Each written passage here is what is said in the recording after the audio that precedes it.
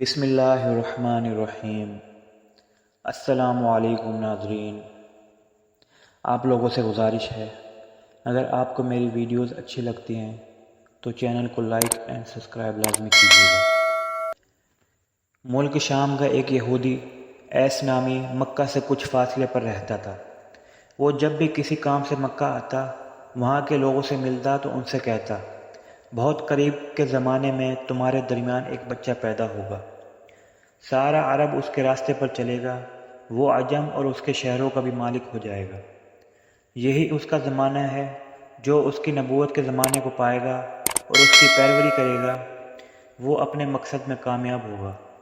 جس خیر اور بھلائی کی امید کرتا ہے وہ اس کو حاصل ہوگی، اور جو شخص اس کی نبوت کا زمانہ پائے گا، مگر جو اس کی مخالفت کرے گا وہ اپنے مقصد اور آرزوؤں میں ناکام ہوگا۔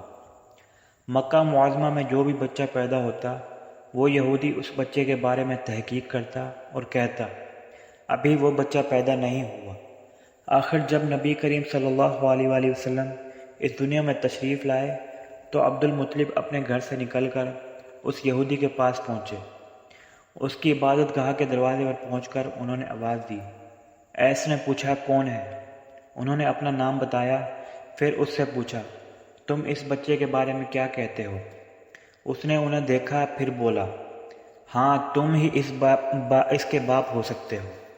بے شک وہ بچہ پیدا ہو گیا ہے جس کے بارے میں تم لوگوں سے کہا کرتا تھا، وہ ستارہ آج طلوع ہو گیا ہے، جو اس بچے کی پیدائش کی علامت ہے، اور اس کی علامت یہ ہے کہ اس وقت اس بچے کو درد ہو رہا ہے، یہ تکلیف اسے 3 دن رہے گی اور اس کے بعد یہ ٹھیک ہو جائے گا۔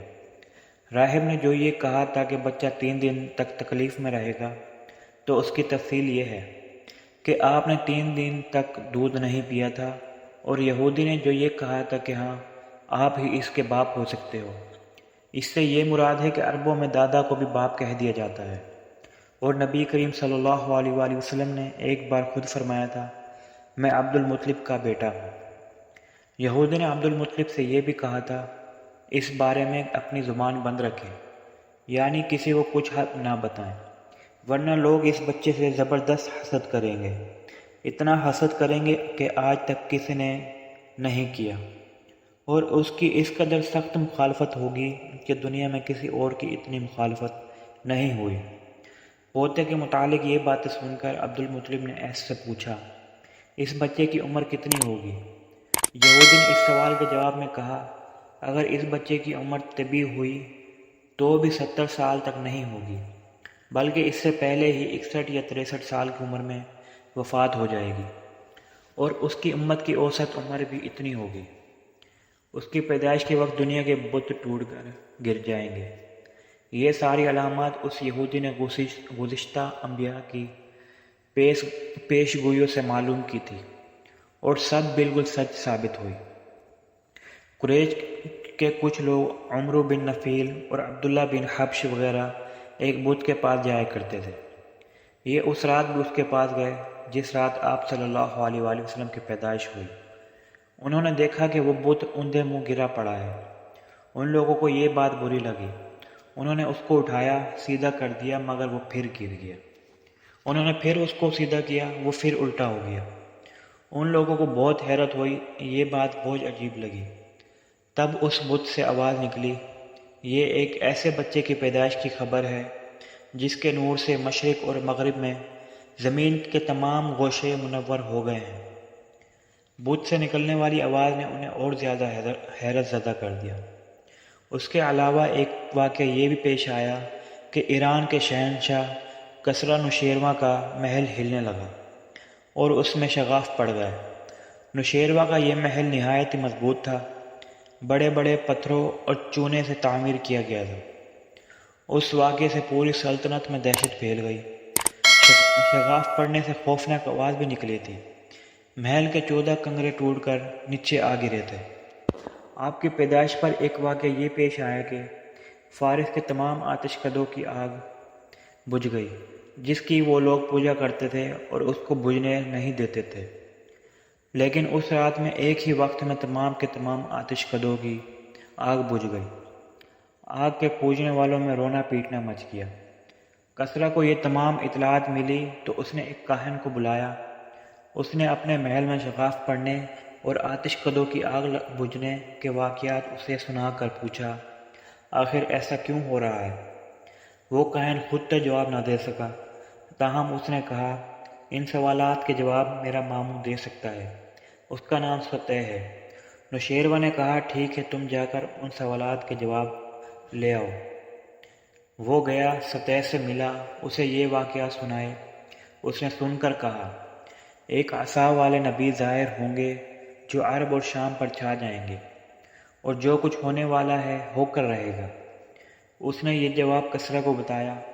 اس وقت تک کسرا نے دوسرے کاہنوں سے بھی معلومات حاصل کر لی تھی۔ چنانچہ یہ سن کر اس نے کہا، تب پھر ابھی وہ وقت آنے میں دیر ہے، یعنی ان کا غلبہ میرے بعد ہوگا۔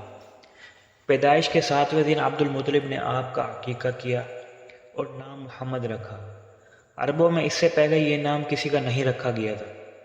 قریش کو یہ نام عجیب سا لگا، چنانچہ کچھ لوگوں نے عبد المطلب سے کہا، اے عبد المطلب، کیا وجہ ہے کہ تم نے اس بچے کا نام اس کے باپ دادا پر نہیں بلکہ محمد رکھا ہے، اور یہ نام نہ تمہارے باپ دادا میں سے کسی کا ہے نہ تمہاری قوم میں سے کسی کا ہے؟ عبد المطلب نے انہیں جواب دیا، میری تمنا ہے کہ آسمانوں میں اللہ تعالیٰ اس بچے کی تعریف فرمائے اور زمین پر لوگ اس کی تعریف کریں۔ محمد کے معنی ہے جس کی بہت زیادہ تعریف کی جائے۔ اسی طرح والدہ کی طرف سے آپ کا نام احمد رکھا گیا۔ احمد نام بھی اس سے پہلے کسی کا نہیں رکھا گیا تھا۔ مطلب یہ کہ ان دونوں ناموں کی اللہ تعالیٰ نے حفاظت کی اور کوئی بھی یہ نام نہ رکھ سکا۔ احمد کا مطلب ہے سب سے زیادہ تعریف کرنے والا۔ علامہ سہیلی نے لکھا ہے کہ آپ احمد پہلے ہیں اور محمد بعد میں، یعنی آپ کی تعریف دوسروں نے بعد میں کی ہے۔ اس سے پہلے آپ کی شان یہ ہے کہ آپ اللہ تعالیٰ کی سب سے زیادہ حمد و ثنا کرنے والے ہیں۔ پرانی کتابوں میں آپ کا نام احمد ذکر کیا گیا ہے۔ اپنی والدہ کے بعد آپ نے سب سے پہلے صوبیہ کا دودھ پیا۔ صوبیہ نبی کریم صلی اللہ علیہ وآلہ وسلم کا چچا ابو لہب کی باندھی تھی۔ ان کو ابو لہب نے آپ کی پیدائش کی خوشی میں آزاد کر دیا تھا۔ صوبیہ نے آپ کو چند دن تک دودھ پلایا۔ انہیں دنوں صوبیہ کے ہاں اپنا بیٹا پیدا ہوا تھا۔ آپ کی والدہ نے آپ کو صرف 9 دن تک دودھ پلایا۔ ان کے بعد صوبیہ نے پلایا۔ پھر دودھ پلانے کی باری حضرت حلیمہ سعدیہ کی آئی۔ حضرت حلیمہ سعدیہ اپنی بستی سے روانہ ہوئی۔ ان کے ساتھ ان کا دودھ پیتا بچہ اور شوہر بھی تھے۔ حضرت حلیمہ سعدیہ دوسری عورتوں کے بعد مکہ میں داخل ہوئی۔ ان کا خچر بہت کمزور اور مریل تھا۔ ان کے ساتھ ان کی کمزور اور بوڑھی اونٹنی تھی، وہ بہت آہستہ آہستہ چلتی تھی۔ ان کی وجہ سے حلیمہ قافلے سے بہت پیچھے رہ جاتی تھی۔ اس وقت بھی ایسا ہی ہوا، وہ سب سے آخر میں مکہ میں داخل ہوئی۔ اگر آپ کو آج کی ویڈیو اچھی لگی ہے تو چینل کو لائک اینڈ سبسکرائب کرنا مت بھولیے گا۔